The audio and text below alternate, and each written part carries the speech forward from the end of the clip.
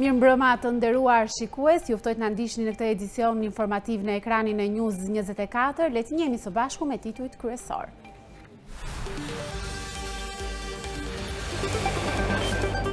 Tetë 81 vjeç çlirim politika sërish të ndarë, krerët e shtetit kryen omazhet e varrezat e dëshmorëve. Sali Berisha bashkëbisedi me qytetarët online nuk do të jap dorëheqje nga PD, nisim foltoret në të gjithë Shqipërinë.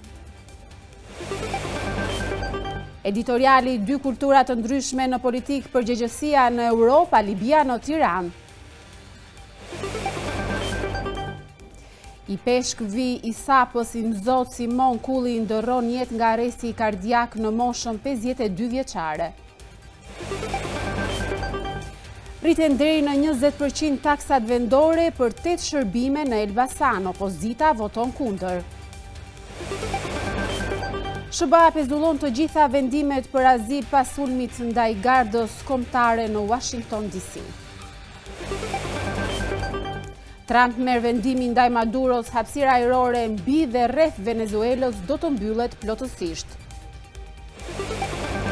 Qindra raketa dhe dron mbi Ukrainë, 600.000 banor pa energji të vrarë dhe të plagosur nga sulmi rus. Martohet në moshën 62 vjeçare, kryeministri australian Anthony Albanese qeni u jep unazat.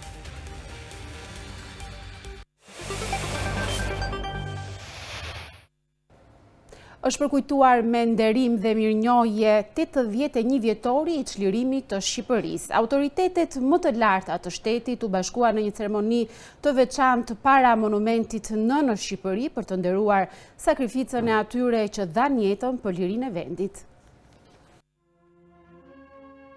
Para monumentit në Shqipëri, simboli pavdeksisë dhe mbrojtjes së kombit, krerët më të lartë të shtetit vendosën kurora me lule dhe qëndruan në heshtje përballë altarit të dheut. Ceremonia zyrtare përkujtoi 81 vjetorin e çlirimit të Shqipërisë, një ditë e rëndësishme për kujtesën historike të vendit. Në një atmosferë respekti dhe për ulësia, Presidenti i Republikës Bajram Begaj, Kryeministri Edi Rama, Kryetari i Kuvendit Niko Peleshi, zyrtarë të tjerë të lartë dhe veteranë të luftës u bashkuan për të nderuar sakrificën e dëshmorëve që dhanë jetën për lirinë e dheut.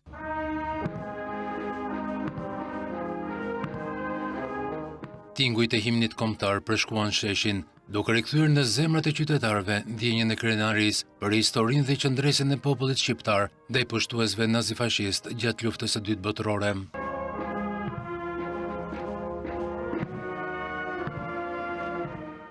Në këtë homazh solemn u përcoll mesazhi mirënjohjes së thellë për brezat që luftuan, si dhe angazhimi për të mbrojtur vlerat e lirisë, demokracisë dhe unitetit kombëtar.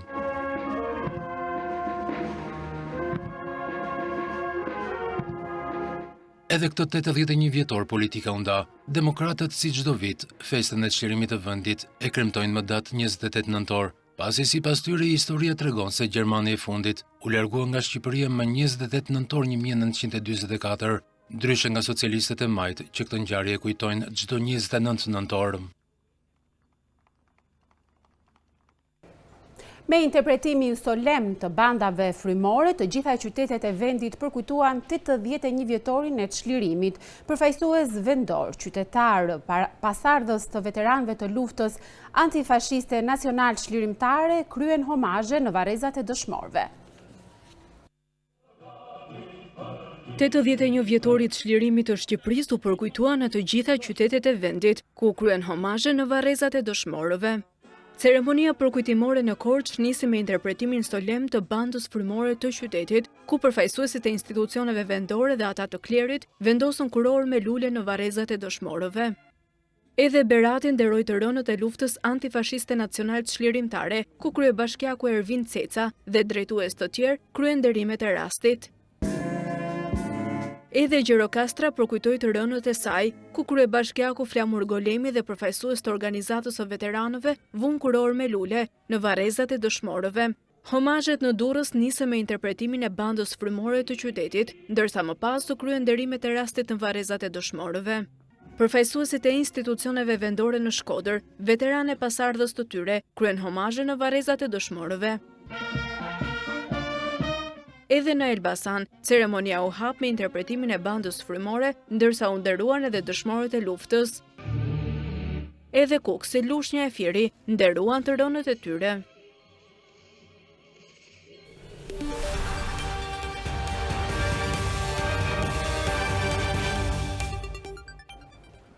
Pas 2 foltoreve të zhvilluara para kryeministrisë, Sali Berisha lajmëron shtrirjen e tyre në të gjithë vendin. Në një bashkëbisedim me qytetarët në rrjete sociale, Berisha tha se nuk do të largohet nga drejtimi i Partisë Demokratike. Ai akuzoi kreun e qeverisë se po i bën presion gjykatës kushtetuese për të mbrojtur Belinda Ballukun. Partia Demokratike është një parti e cila përcakton fatin e drejtuesve dhe anëtarëve të saj nëpërmjet votës.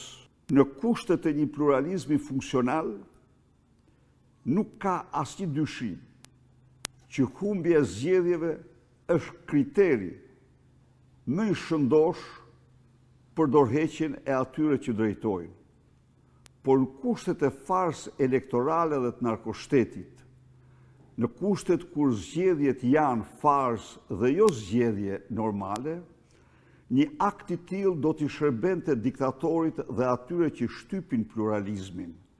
Një akt i tillë nuk mund të ndodhë përveçse me votën e demokratëve shqiptarë. Në kushtet diktatura autoritare, largimin nga misioni, qëndrimi në opozitë është një mision dhe largimin nga misioni bëhet vetëm nëpërmjet votës.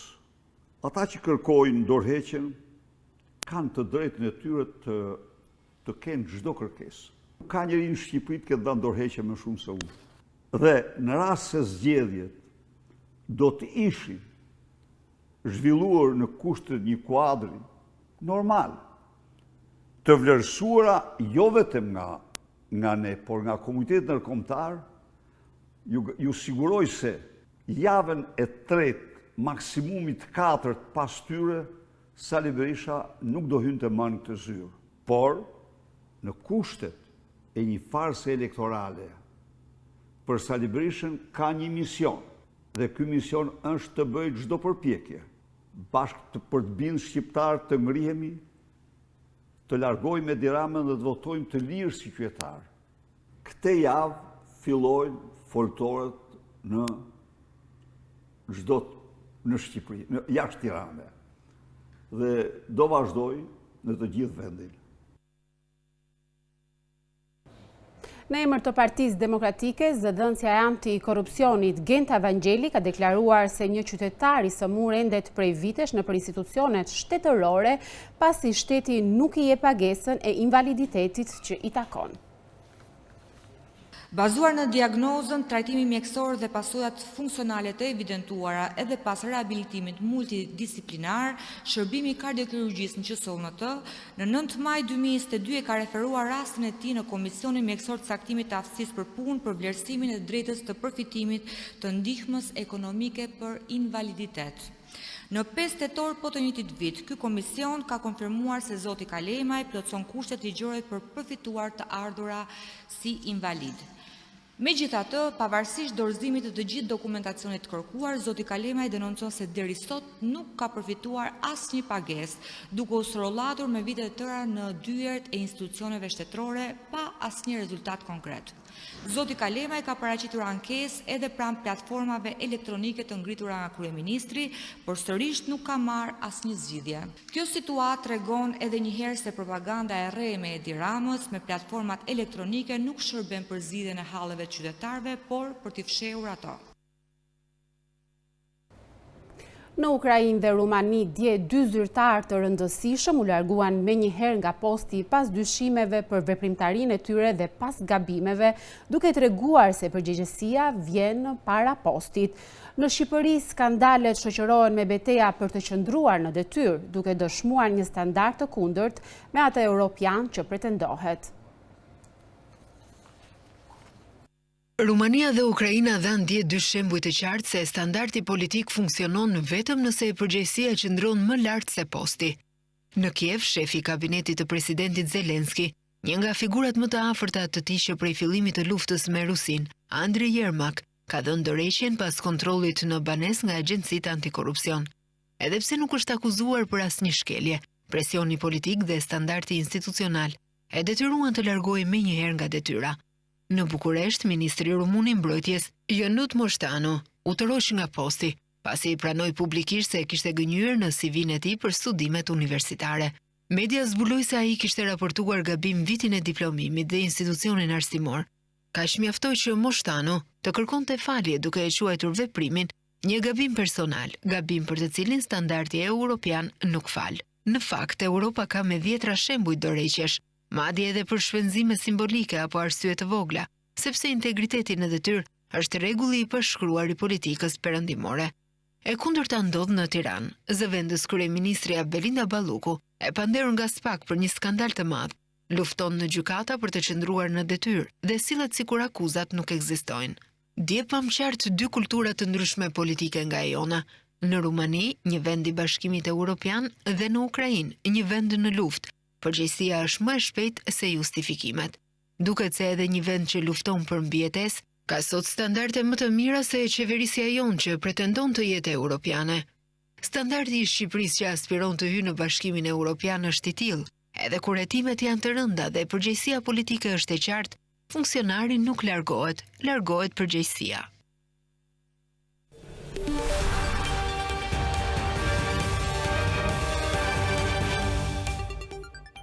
Vjojmë teme edicionin informativ i peshkvi i dioqezës së Sapos, si Mzot Simon Kulli ndërroi jetë në moshën 52 vjeçare si pasojë e një arresti kardiak. Lajmi u konfirmua nga vetë dioqeza e Sapos, ndërsa një herë shërbente dhe si famullitar në katedralen Shën Tereza e Kalkutës në Vaun e Dejës. Vetëm një ditë më parë Mzot Simon Kulli ka qenë i pranishëm në një aktivitet në katedralen e Roshenit në kuadër të ditës botërore të rinisë. I peshkvi dioqezës së Sapos, i Mzot Simon Kulli ndërroi jetë mëngjesin e së shtunës në moshën 52 vjeçare.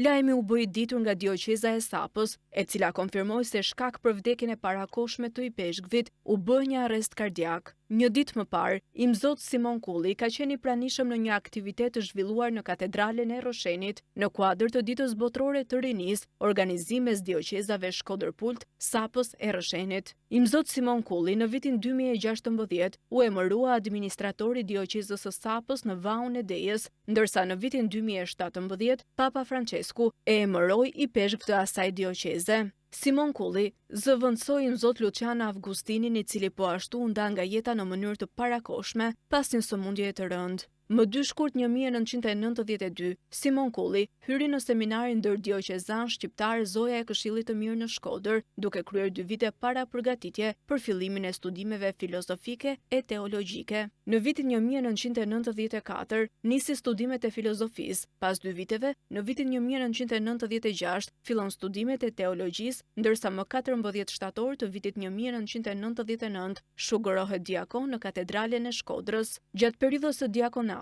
nga shtatori deri në janar të vitit 1999, shërbeu në katedralen e Shkodrës me famullitarin Don Lucian Avgustini dhe nga janari i vitit 2000 deri në qershor shërbeu në Dajç të Zadrimës me Dom Injac Demon, vikari gjeneral i dioqezës. Më 29 qershor të vitit jubilar 2000, shugurohet meshtar po në katedralen e Shkodrës së bashku me 4 meshtar të tjerë shqiptar nga i Mzot Angelo Masafra. Pas shugurimit meshtarak, menjëherë u emërua në Dajç të Zadrimës dhe shërbeu si ndihmës famullitar pranë i Mzot Injac Demës, e njëkohësisht ishte edhe sekretari i peshkvit të dioqezës së Sapos, në atë kohë i Mzot Dod Gjergji. Në Dajç shërbeu nga viti 2000 deri në vitin 2002. Në vitin 2002, Dom Simoni emërohet kancelar dioqezan i Sapos. Prej vitit 2006 deri në ditët e sotme, ushtronte detyrën e famullitarit të katedrales Shën Tereza e Kalkutës në Vaun e Dejës. Nga viti 2001 deri në vitin 2012, kreu detyrën e drejtorit të Karitasit dioqezan të Sapos. Po nga viti 2010 deri më 25 maj, ushtroi detyrën e delegatit të Karitasit dioqezan, si dhe detyrën e vikarit gjeneral dhe ekonomit të dioqezës së Sapos.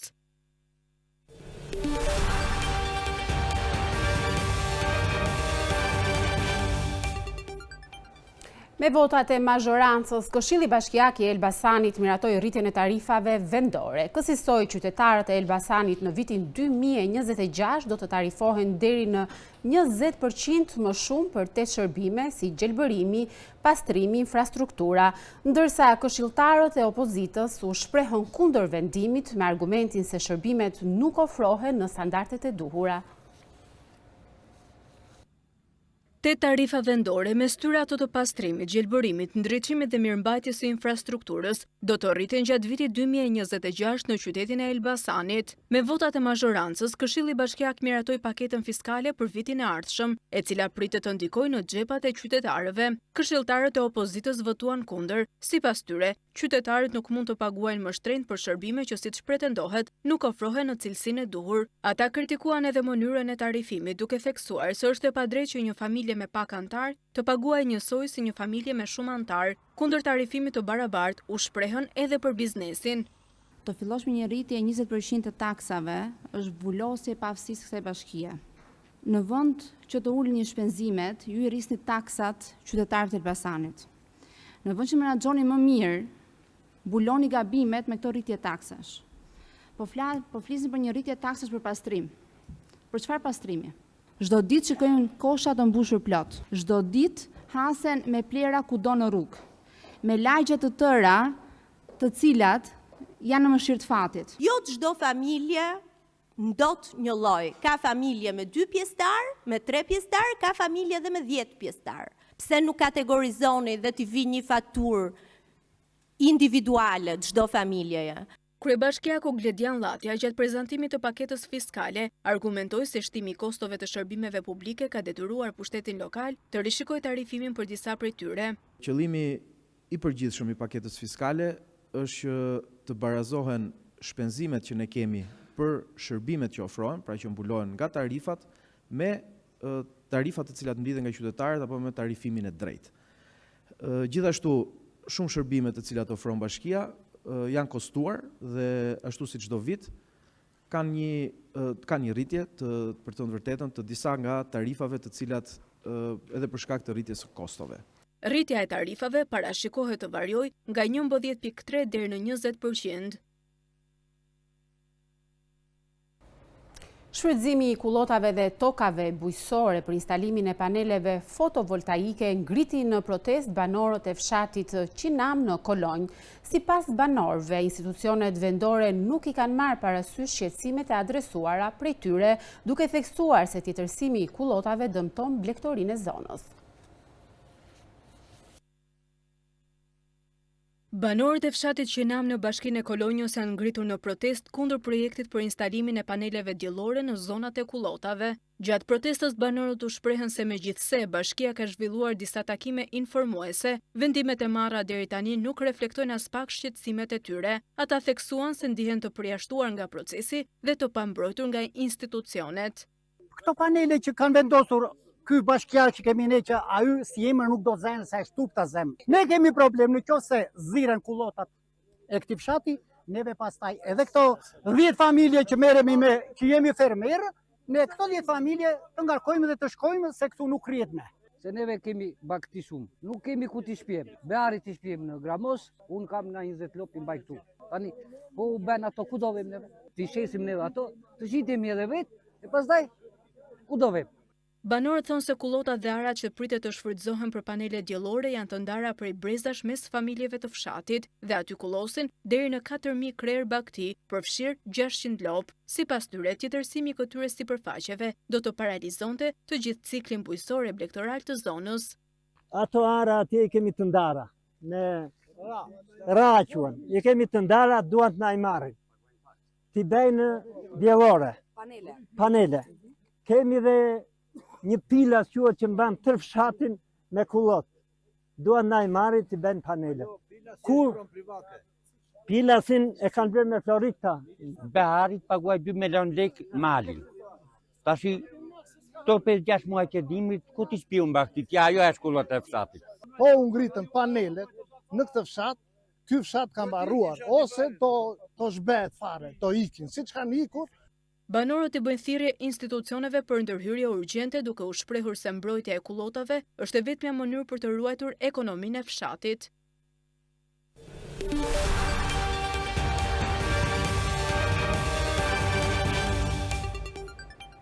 Do të njemi me zhvillimet kryesore ndërkombëtare. Shtetet e Bashkuara të Amerikës po ndalojnë të gjitha vendimet për azil pas të shtënave me armë zjarri ndaj 2 ushtarëve të gardës kombëtare në Washington DC, ngjarje për të cilën akuzohet një shtetas afgan.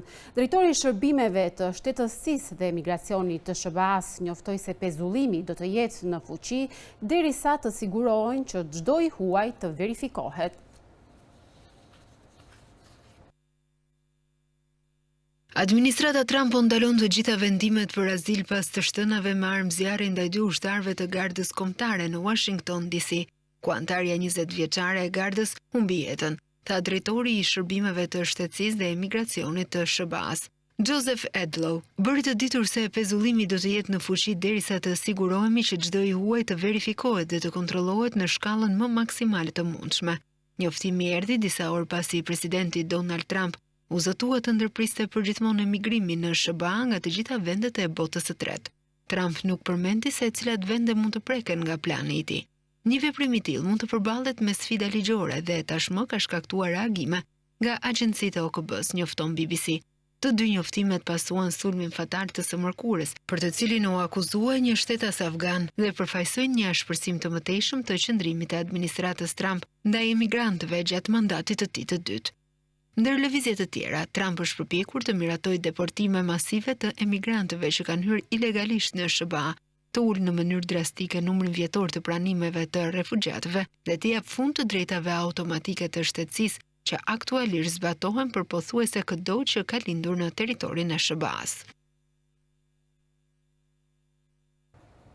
Presidenti i Shteteve të Bashkuara të Amerikës Donald Trump tha këtë shtunë se hapësira ajrore mbi dhe rreth Venezuelës do të mbyllet plotësisht. Për të gjitha linjat ajrore, pilotët, trafikantët e drogës dhe trafikantët e njerëzve, ju lutem konsideroni hapësirën ajrore mbi dhe rreth Venezuelës si të mbyllur plotësisht, shkruajti Trump në një postim në Truth Social. Javën e kaluar regulatori i aviacionit në SBA paralajmëroi linjat kryesore ajrore për një situatë të rrezikshme gjatë fluturimeve mbi Venezuelë për shkak të një situate sigurie në përkeqësim dhe aktivitetit të shtuar ushtarak në ose rreth vendit. Venezuela revokoi të drejtat e operimit për 6 linja ajrore ndërkombëtare të mëdha që kishin pezulluar fluturime drejt vendit pas paralajmërimit nga Administrata Federale e Aviacionit e SBA-ve.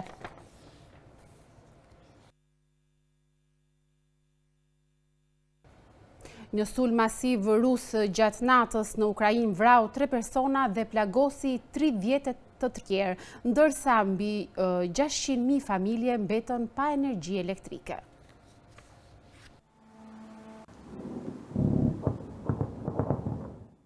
Një sulm i gjerë rus gjatë natës në Ukrainë vrau 3 persona dhe plagosi rreth 30 të tjerë, thanë zyrtarët ukrainës së shtunën, teksa më shumë se 600.000 familje mbetën pa energji elektrike.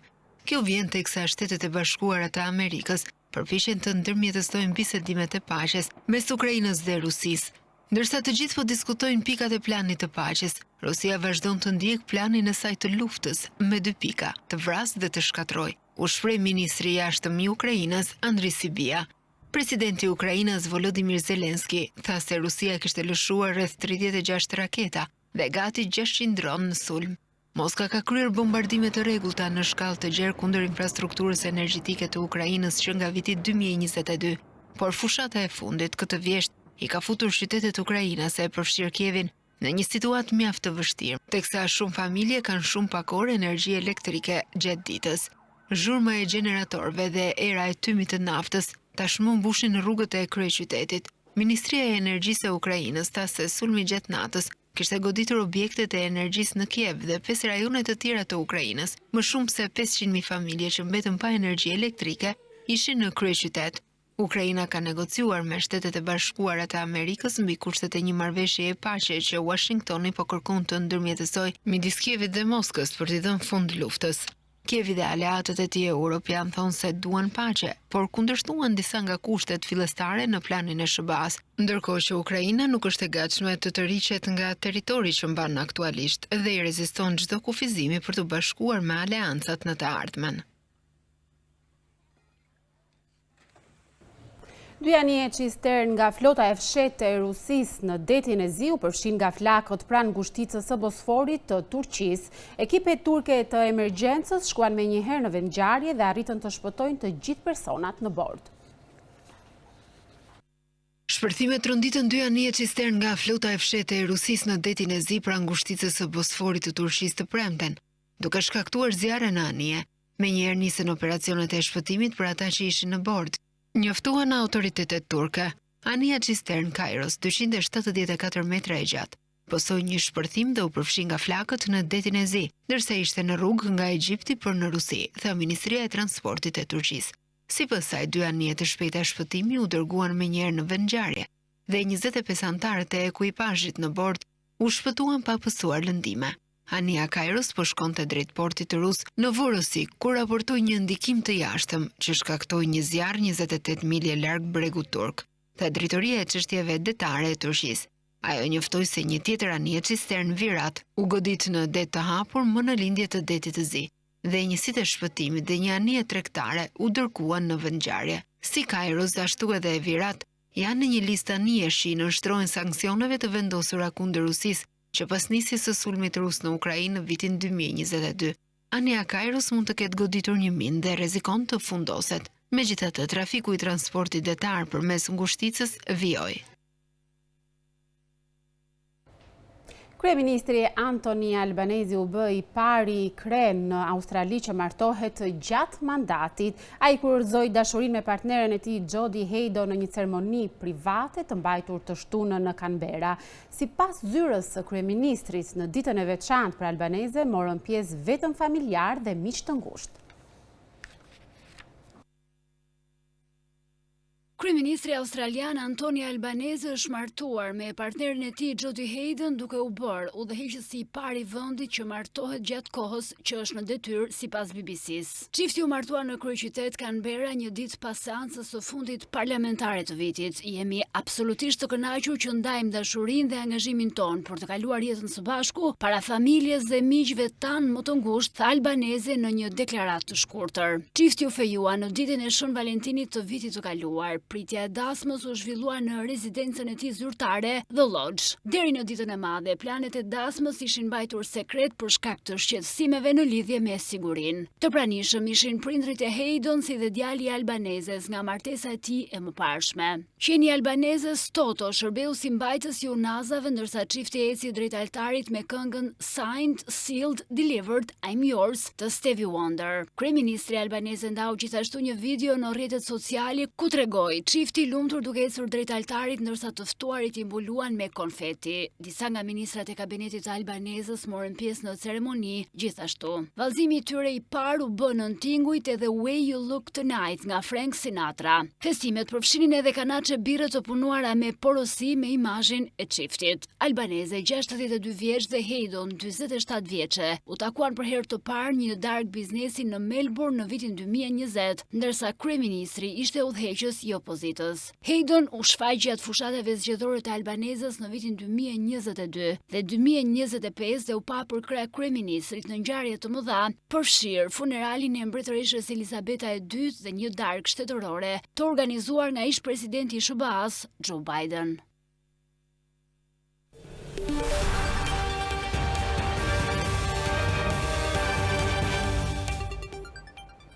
Për të 9 vit radha Zi u mbajt në qytetin e Fierit koncerti bashkëpërtyat dhe në nderim të ditëve të pavarësisë dhe çlirimit. Nga këngët iso polifonike tek ato lirike, skena e teatrit Bylis mirëpriti disa nga artistët më të shquar të vendit, interpretimet e së cilëve ngritën pesh zemrat e publikut. Me iso polifonie këngë lirike, valle tradicionale e kërcime bashkëkohore, skena e teatrit Bylis në Fier u vesh kuqezi duke dhuruar një spektakël të jashtëzakonshëm për 28 dhe 29 nëntorin.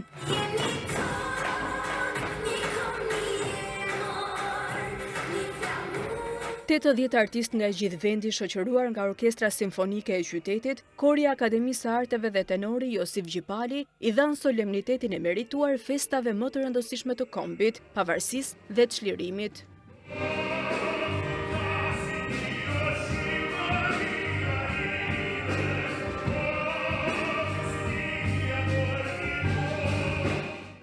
Dua më shumë Shqipërinë, djemt tan luftojnë në male, rrjedh në këngë e ligjërime, valsi, lumturisë e të tjerë ishin disa nga këngët e përzgjedhura nga grupi artistik, duke ngritur pesh zemrat e publikut.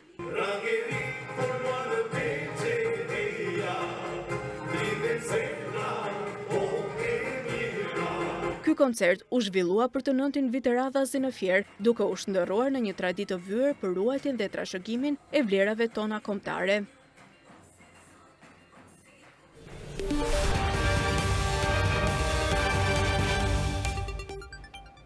Pavarësisht përpjekjeve për bisedime për paqe, sulmet në Ukrainë vijojnë, ukrainasit vazhdojnë të jenë të friksuar gjatë gjithë kohës dhe shprehen dyshue se këto bisedime mund të sjellin rezultat, teksa theksojnë se pala ruse nuk është ende gati për paqe. Raketa dhe dronët rus goditën sërish Kievin të martën në mëngjes më 25 nëntor, duke vrarë të paktën 6 persona dhe duke dëmtuar rënë një pallat, thanë zyrtarët. Të mbijetuarit u shprehen se shpërthimet ndodhen brenda sekondave, duke i detyruar ata të kërkonin ndihmë nga ekipet e shpëtimit, ndërsa tymi dhe zjarri përhapeshin me shpejtësi. Pati një alarm ajror, unë dhe gruaja ime ishim në katin e 8, dolëm në korridor dhe ushtrim në tokë. Nuk kuptuam asgjë dhe pastaj pati një shpërthim. Filluam të mblidheshim, të fshiheshim. Bashortja ime hapi derën, por ishte tepër vonë, nuk kishte rrugdalje për ne. Banorët e zonës së prekur në Kiev përshkruan skena paniku, teksa fqinjët përpiqeshin të shpëtonin fëmijët dhe njerëzit e bllokuar në katet e sipërme. Dolëm në balkon dhe u kërkuam ndihmë ekipeve të shpëtimit që të na zbrisnin. Ishte edhe fëmia një fqinje në balkon dhe kështu me ndihmën e Zotit, ekipet e shpëtimit erdhën, evakuuan fëmijën bashkë me ne. Я ще в стані шоку, що я вам скажу. Jam ende në shok, çfarë t'ju them? Sepse nuk mund ta besoj që e gjithë kjo është e vërtet. E kuptoj që jetojmë në një luftë, që kjo ndodh çdo ditë, por kur e sheh kështu e përjeton, është e tmerrshme. Brenda sekondash gjithçka mori flak. Ne vrapuam jashtë, thithëm tym, ishte e tmerrshme.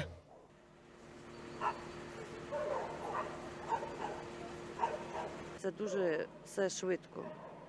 Nuk mund ta besoj që zhvillohen negociata dhe ndërkohë vdiqën njerëz sot në Kiev. Nuk kam as pak besim. E urrej këtë situatë.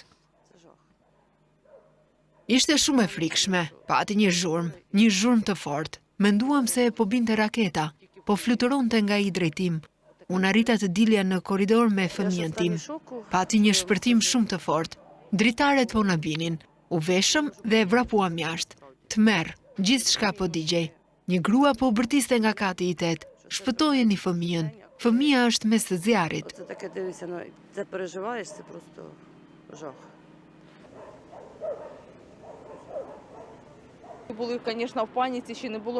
Ishim në panik. Ende nuk ishte ambulanca, as një punonjës urgjence, as kush, por djemt bërritën shumë shpejt.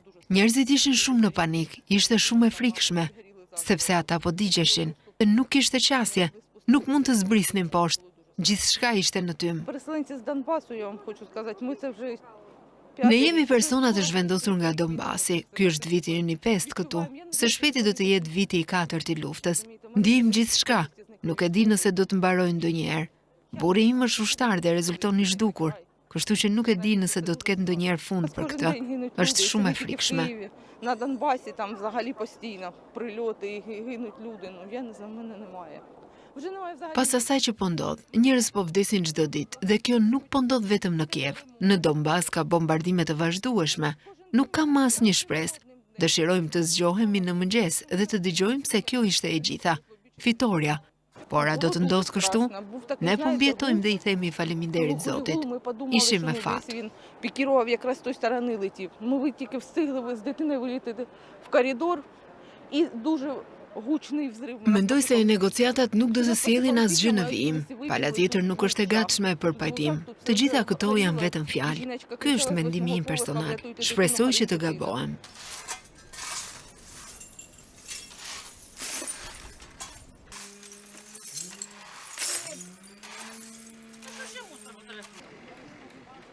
Sulmi ndodhi ndërsa sekretari i ushtrisë amerikane Dan Driscoll zhvilloi bisedime të paparalajmëruara me zyrtar rus në Abu Dhabi, pjesë e një përpjekje nga administrata e presidentit Donald Trump për t'i dhënë fund luftës.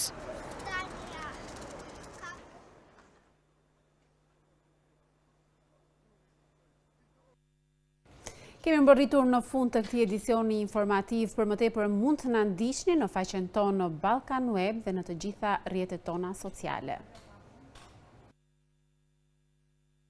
Faleminderit për vëmendjen, bashkë mirupafshim.